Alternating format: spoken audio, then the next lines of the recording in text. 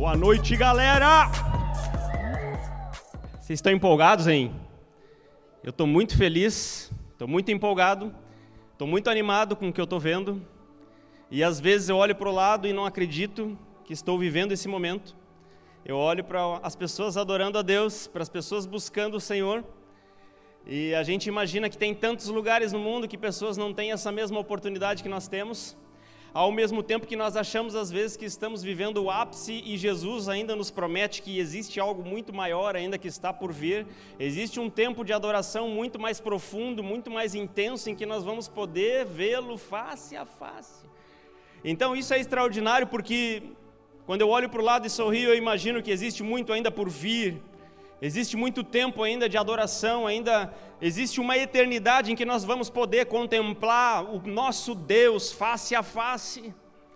Esse Deus que hoje nós não podemos chegar próximos, esse Deus que o povo de Israel chegou ali pertinho do monte onde Deus iria se manifestar, com raios e trovões e com tremor de terra, nesse lugar onde todos fugiram para suas cabanas e disseram: Moisés, fique, vá você, porque falando Deus, nós temos medo desse Deus, nós estamos com medo e atemorizados. O povo estava atemorizado com aquele grandioso Deus. E Moisés subiu aquele monte e pôde então contemplar Deus e então ver Deus face a face. E é muito louco porque o que Deus nos promete é que nós não vamos chegar diante dele lá naquele dia e vamos sair correndo para as cabanas, mas não, nós vamos ficar lá na presença dele e vamos poder contemplar ele face a face. Eu não sei se você se anima com isso, mas isso me alegra o meu coração, porque então quando eu olho para o lado e vejo vocês aqui num tempo de adoração, eu penso, cara, tem muito mais, existe muito mais de Deus para nós, existe um tempo em que nós não vamos mais nos preocupar com nada, existe um tempo em que nós não vamos mais ficar com medo de nada, existe um tempo em que nós não vamos mais precisar fugir de absolutamente nada, porque nós estaremos abraçados debaixo das asas do Deus Altíssimo. E eu não sei se isso anima você, sabe? Mas isso me deixa muito louco, muito pirado, muito animado, porque quando nós estamos aqui reunidos como igreja, nós estamos vivendo um pedacinho dessa realidade, por isso usufrua disso, sabe? Seja intencional em viver esse momento profundamente. Você está ao lado das pessoas que podem fazer uma oração e mudar todo o destino da sua vida. E eu não estou falando sobre você ser abençoado, mas estou falando sobre você entender profundamente o quanto você já foi abençoado. Porque a vida do Evangelho não é sobre ser abençoado, mas é sobre eu, dia após dia, entender mais e mais que eu não preciso fugir de nada, porque eu já estou protegido debaixo das asas do Deus Altíssimo, que eu já estou debaixo de um Deus poderoso, que eu já faço parte de algo celestial, que eu já sou um ser espiritual, que Deus soprou em mim o seu Espírito. Sabe, os olhos do Senhor estão em todos os lugares, contemplando aquilo que acontece de bom e de ruim. Sabe, um dos grandes defeitos que nós temos, e nós estamos virando agora uma década, né, um decênio para alguns, e nós estamos virando, e é tão bonitinho quando a gente olha no calendário, tem 2020, né, parece uma coisa tão redondinha, a gente até dá uma paz na gente, a gente se sente melhor, né, quando olha aquilo. 2020, cara, e tipo, você olha o calendário e você diz, cara, esse negócio tão redondinho, tão certinho, tão bonitinho, esse é o meu ano. Esse é o ano em que eu vou arrasar, esse é o ano em que eu vou fazer coisas extraordinárias, esse é o ano em que eu vou viver coisas que eu nunca vivi, esse é o ano que eu vou surpreender, esse é o ano que eu... Sabe, muitas vezes nós estamos agora aqui no dia 17, talvez muitos de vocês nesse momento já estejam começando já a ver os resquícios de uma decepção. Aquele plano bíblico que você achou que ia conseguir ler, já pulou vários dias e você já se perdeu. Você já saiu do grupo do Telegram ou do grupo do WhatsApp que tinha lá. Você já desistiu do PDF que tinha lá os capítulos para ler. Aquilo que você disse que ia fazer, que ia orar todos os dias, meditar na palavra, você virou o ano e disse, cara, esse é o meu ano, eu vou fazer. E você já no dia 17 de janeiro, você já está olhando para você mesmo e dizendo, cara, todas as metas que eu coloquei para esse ano, eu já estou me decepcionando. E aí você começa a achar, puxa vida, eu sou uma grande decepção. Mal começou o ano e parece que esse 2020 não mudou nada na minha história e eu estou vivendo a mesma coisa de sempre. É só virou um ano. Daqui um pouco chega o fim do ano, então é Natal, é Simone tocando e tudo de novo. Aquele calor e tudo começa de novo e o verão e nada muda.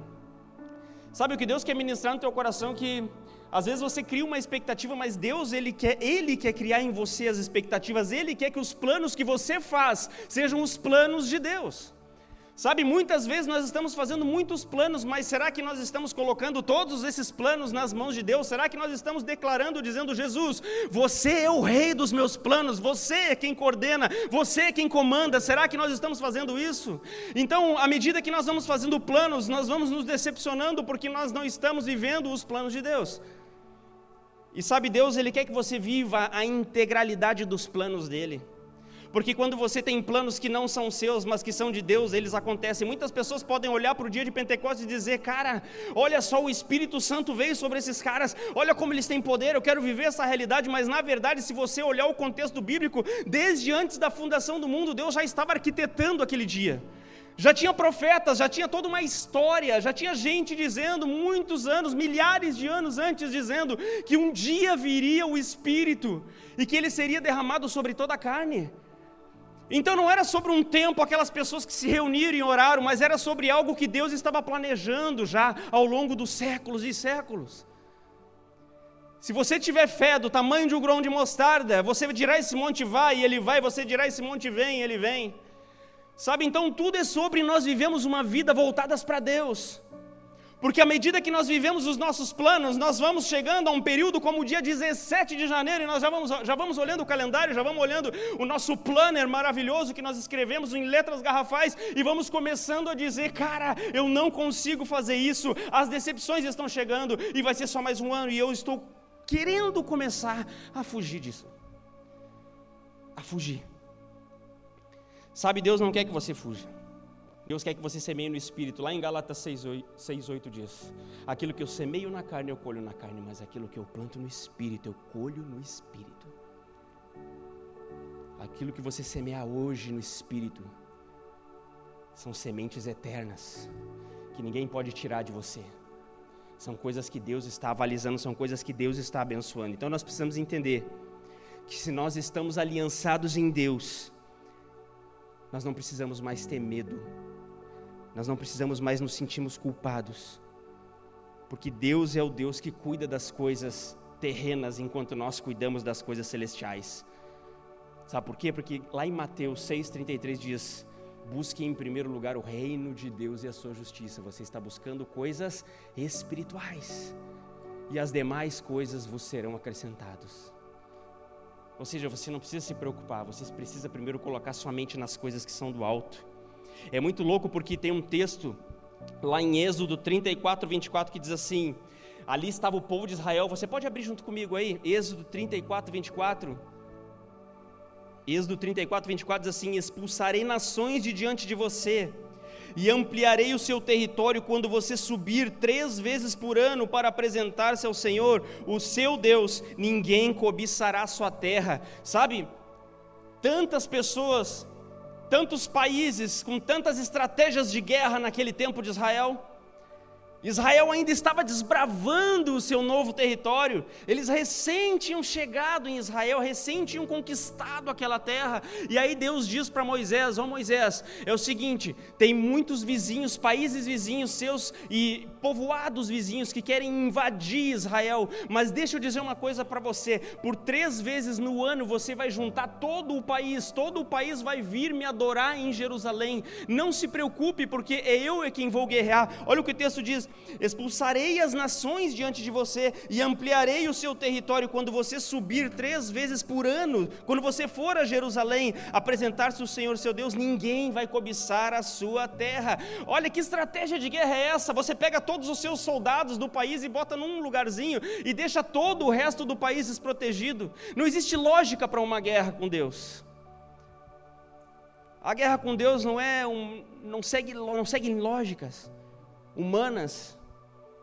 Sabe, se Deus resolveu te proteger, meu amigo, e se você resolveu se colocar debaixo dessa proteção de Deus, não tem lógica. Você pode estar dizendo: cara, começou mal esse ano, não tem como mudar. Sabe, o grande problema nosso, muitas vezes, é que nós superestimamos aquilo que nós podemos fazer em 1 ano e subestimamos aquilo que nós podemos fazer em 10. Para pensar 10 anos atrás, cara. Vamos olhar só o ministério 10 anos atrás, o que era, ou o que não era.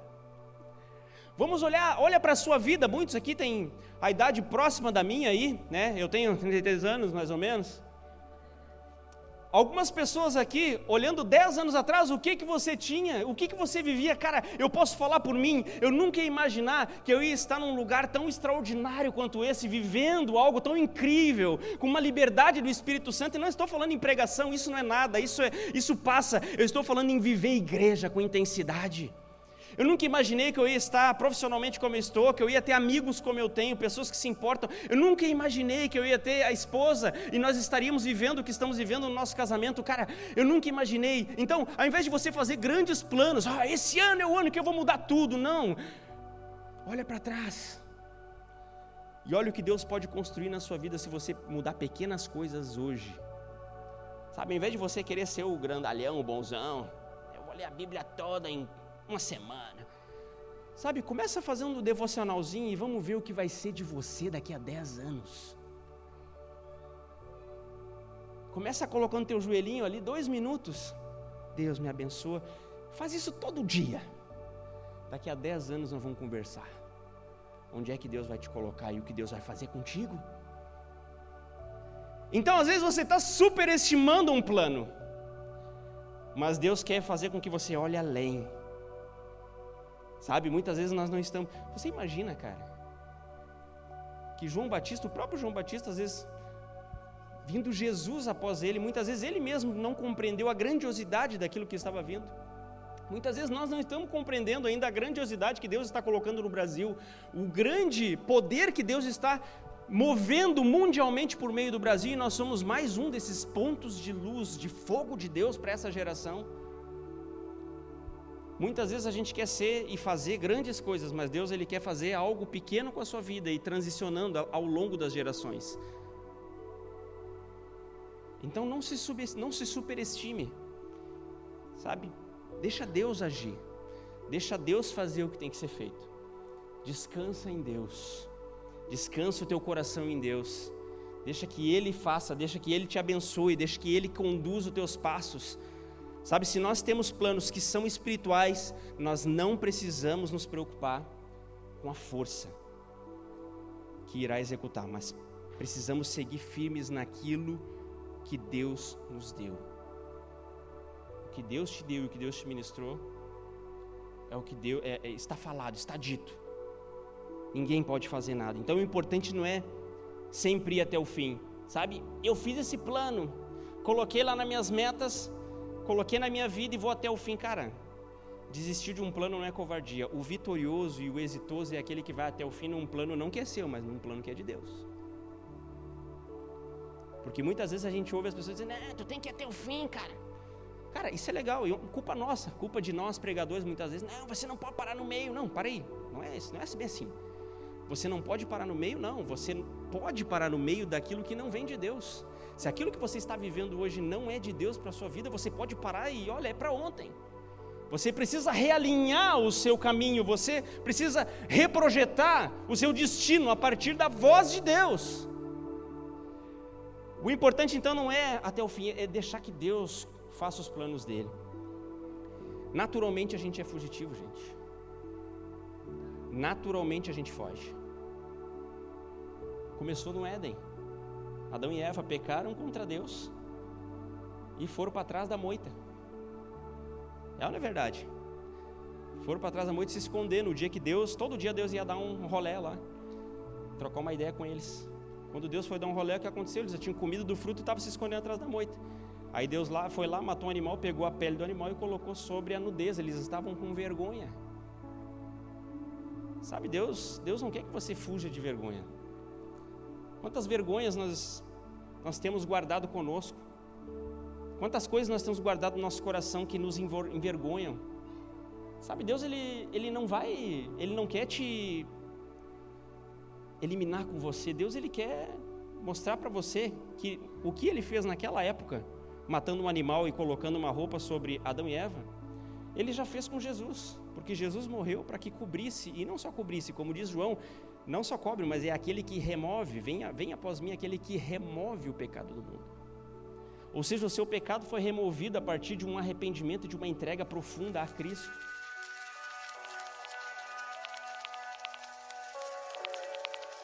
Então, naturalmente, nós somos fugitivos. Adão e Eva fizeram isso.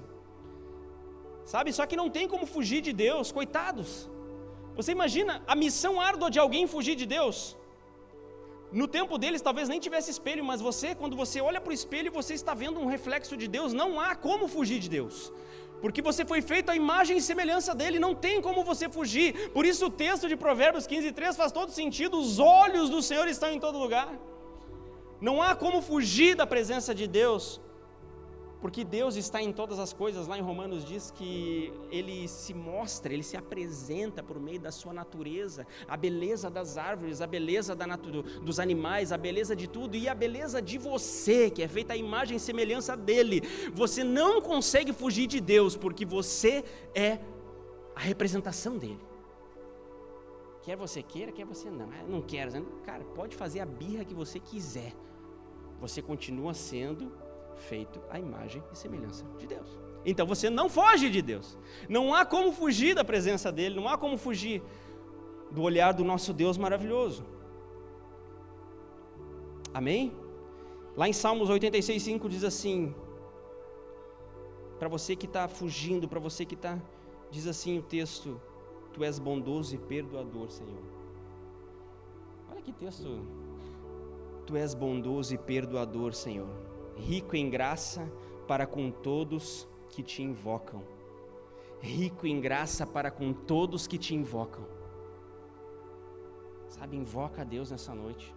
Chama a presença de Deus. Seja intencional em clamar por Deus na tua vida, como nunca antes, dia após dia, como nunca antes você viveu. Sabe, que esse ano seja um ano não só de planos pessoais, mas um ano em que você vai viver coisas que você nunca viveu na sua vida com Deus. Não é exclusividade de Adão e Eva fugir. Quem não conhece, quem nunca ouviu falar do nosso querido profeta Jonas? Jonas foi um cara que quis fugir de Deus, e a Bíblia diz que ele quis sair. Lá em Jonas 1:3 diz que ele saiu, ele fugiu da presença do Senhor.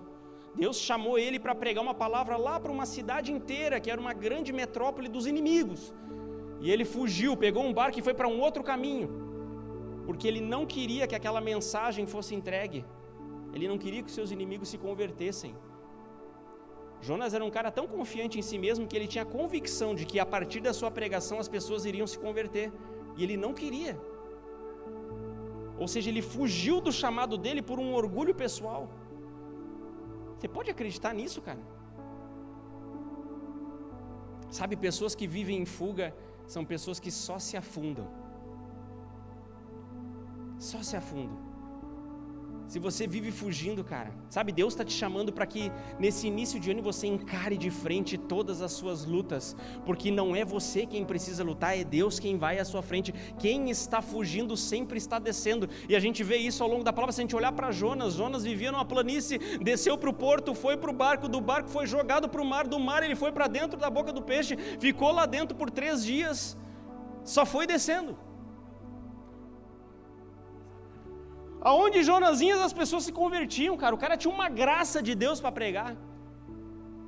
O cara dizendo, olha, está acontecendo tudo isso aqui no barco, esse barco vai afundar porque eu estou aqui, porque eu estou fugindo do meu chamado. Então os caras se converteram, cara. Sabe, existe algo latente dentro de você, um chamado de Deus para você viver em intensidade com Jesus. Sabe, não renegue isso que Deus está chamando você para viver. Não viva as mentiras. Moisés foi um cara que ele matou um egípcio. Quem não lembra da história de Moisés? Matou um egípcio, enterrou o cara e achou que estava de boa, porque o egípcio estava brigando com um dos seus conterrâneos. Então Moisés, que tinha vivido dentro do castelinho, Moisés que tinha vivido uma vidinha boazinha, com uvinha na boquinha, com toda coisinha boa, achando que tinha grandes autoridades, vendo o seu povo que tinha ficado para trás, que estava sofrendo, escravizado, quando ele viu o povo sofrendo, ele achou que naquele momento ele poderia resolver matando o egípcio. E no dia seguinte, quando tinha mais uns caras brigando, ele chega tentando intervir, os caras olham para ele: ei, você acha que eu não vi não?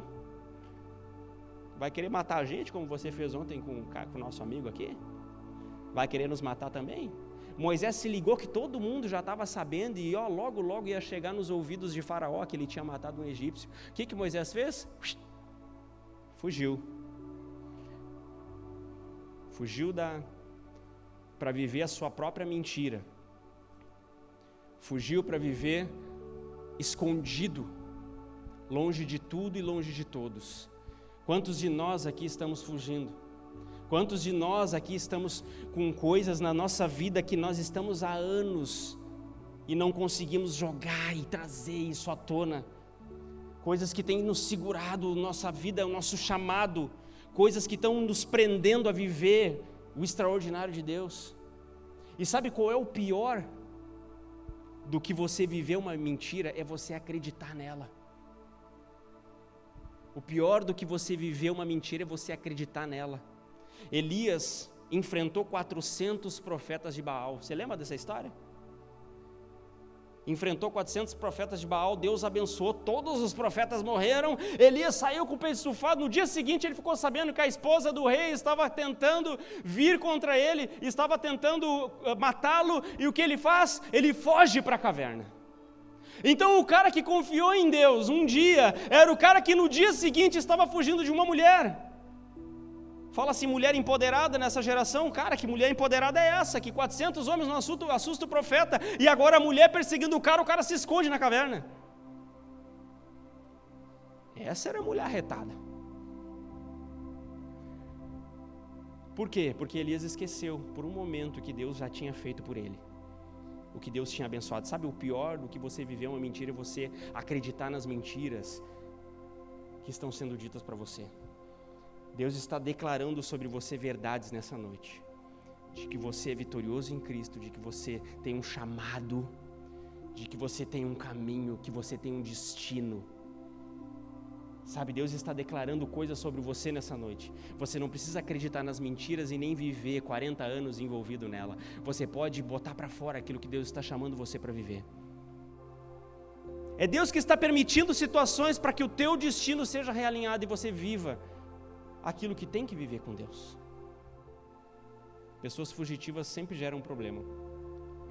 É impressionante. Jonas, quando ele entrou no barco, só trouxe tumulto, né? Coitado daqueles caras, quase morreram. E a pessoa fugitiva, se ela não gera problema, ela deixa de abençoar, porque ele estava fugindo justamente porque ele queria. Sabe, Deus, o fato de você estar fugindo, pode parecer duro o que eu vou dizer, mas você na sua área, se você é médico, se você é engenheiro, se você é limpador de vaso, se você é pintador de cordão, se você é um pregador itinerante, cara, aonde quer que você esteja, se você está fugindo, você não está cumprindo. E quem está fugindo não está cumprindo, e quem não está cumprindo está deixando de abençoar. Já parou para pensar nisso? Se você está fugindo de chamado, você está deixando de abençoar. Tem tantas pessoas que poderiam estar ouvindo hoje aquilo que você tem aí dentro de você, que você está guardando. Quantas palavras você já não ouviu? Quantas mensagens, quantas coisas, quantas leituras, quantas orações você já não ouviu? Tudo isso está aí dentro de você, e Deus quer que isso exploda, que saia para fora, que abençoe. Que você possa, lá onde você vive, no seu dia a dia ou nesse contexto de igreja, que você possa colocar para fora isso tudo.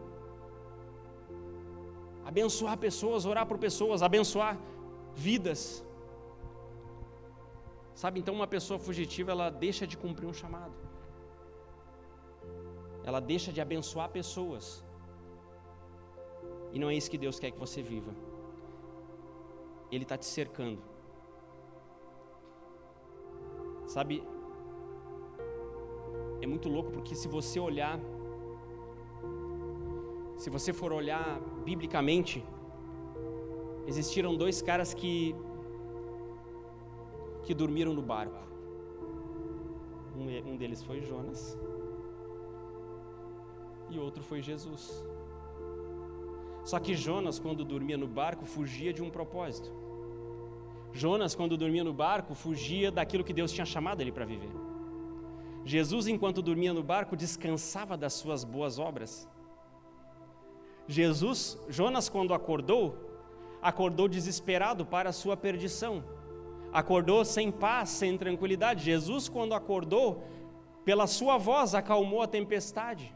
Sabe, aquele que vive um propósito de Deus tem autoridade, porque quem está bancando aquilo que você está vivendo não é você, é Deus. Se você está promovendo uma verdade celestial, sai da frente, como diz, hoje eu estou bem pentecostal, eu digo, sai da frente, Satanás.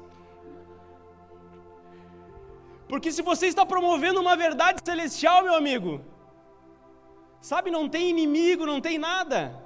Você tem paz no seu coração, porque você está promovendo algo que não vem de você. Lá em 1 Samuel 23, 14 e 15 diz assim, falando sobre Davi. Quem não lembra as histórias de Davi, do rei Davi? Você sabe que Davi foi um grande fugitivo também. Fugiu muito. E o texto aqui de 1 Samuel 23, 14 e 15 diz assim: Davi se escondeu nas fortalezas da região deserta e montanhosa que fica perto de Zif. Saul continuava a procurá-lo todos os dias, mas Deus não entregou Davi. Olha, te liga. Mas Deus não entregou Davi a ele. E Davi estava com medo de Saul, porque Saul tinha saído para matá-lo. Davi passou a viver então lá no deserto. Davi já tinha sido ungido rei, o nome dele começou a ser levantado com força. Saul, que era o rei, começou a persegui-lo e queria matá-lo. Davi começou a fugir desesperadamente, porque ele sabia que existia todo um reinado, todo um poder bélico tentando persegui-lo, toda uma força indo atrás dele. E a Bíblia diz que Davi se escondeu no deserto, mas o mais interessante disso é que o texto fala que Deus impedia Saul de alcançar Davi. Deus é quem estava guardando. Muitas vezes você acha que está fugindo, mas é Deus que está te guardando. Você acha que está fugindo de algo, mas Deus está dizendo para você, isso é para você entender que você precisa viver na dependência. Isso é para você entender que você não tem força, que a força que há em você está em mim, que você precisa andar em dependência. Deixa eu te contar uma historinha. Sabe, eu já contei um testemunho aqui há um tempo atrás, há anos atrás, mas o meu pai, quando ele engravidou a minha mãe, ele pegou e simplesmente fugiu, né? Abandonou a família. Na verdade, eles nunca tiveram uma relação próxima. Meu pai fugiu. A minha identidade não tem nome de pai, né? Eu fui criado por um padrasto que Deus, graças a Deus, me deu, uma pessoa extraordinária, né? Que também aprendeu a paternidade, a gente viveu, mas o meu pai mesmo fugiu. É interessante porque o fato de ele ter fugido, isso, quem entende um pouco de psicologia ou já leu, tem os psicólogos da internet, né? A gente vai lendo um monte de porcaria na internet, daí a gente acha que sabe alguma coisa. Mas a gente sabe que a ausência paterna, ela gera uma série de coisas nas pessoas. E eu vivo isso hoje, tem uma série assim de coisas relacionadas à ansiedade, né? Eu tenho que administrar com muita força isso, a Jéssica convive, sabe? O quanto eu tenho que administrar a ansiedade por causa dessas ausências, dessa desestruturação familiar. Então hoje você talvez esteja passando por isso, vivendo isso, mas é muito louco que o meu pai fugiu e eu vivi uma desestruturação. Eu quando era pequenino, eu lembro que, sabe qual foi o meu refúgio e a minha fuga? Como no meu ambiente familiar eu me sentia, né, talvez subliminarmente eu sentia que não havia um refúgio, eu busquei na escola, nos estudos. Então lá nos estudos eu me dedicava com muita intensidade. Então no prézinho eu queria ser o melhor aluninho lá do prézinho. As crianças queriam tudo fazer, zoeira, brigar, brincar, e eu queria ser o melhor aluninho. E fui seguindo assim. E acabou que deu certo por um bom período, assim, até o ensino médio, ganhava os prêmios lá de melhor aluno, aquela coisa toda. Depois, com o tempo que eu fui entender que aquilo era um refúgio, era uma fuga minha.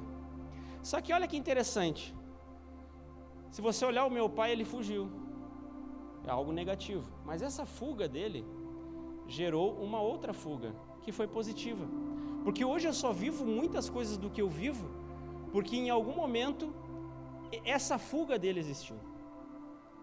Hoje eu só vivo algumas coisas muito especiais de dependência de Deus, Porque hoje eu me coloco numa dependência de Deus tão intensa, porque eu olho para mim e vejo as minhas debilidades, eu olho para a minha vida e vejo as minhas desestruturas, que eu entrei num nível de dependência de Deus que eu digo: Deus, eu não tenho pai, mas eu tenho Tu. 2 fugas, uma que me colocou, uma que é negativa e uma que trouxe um resultado. Nem toda fuga vai ser algo ruim. Davi achava que estava fugindo, mas Deus estava protegendo. Jesus, quando entrou no templo, abriu Isaías para ler. Jesus era danado, o menino era danado. Ele abriu lá em Isaías e resolveu dar uma lida no texto, Pedro. E ele começou a dizer então algumas coisas falando sobre o Messias. E toda vez que Jesus ia no templo falar alguma coisa, dava um B.O. Ele foi lá no templo, começou a ler um texto, e depois que terminou de ler aquele texto que falava sobre o Messias, ele fecha o livro, entrega para o cara e diz assim: tá vendo isso aqui?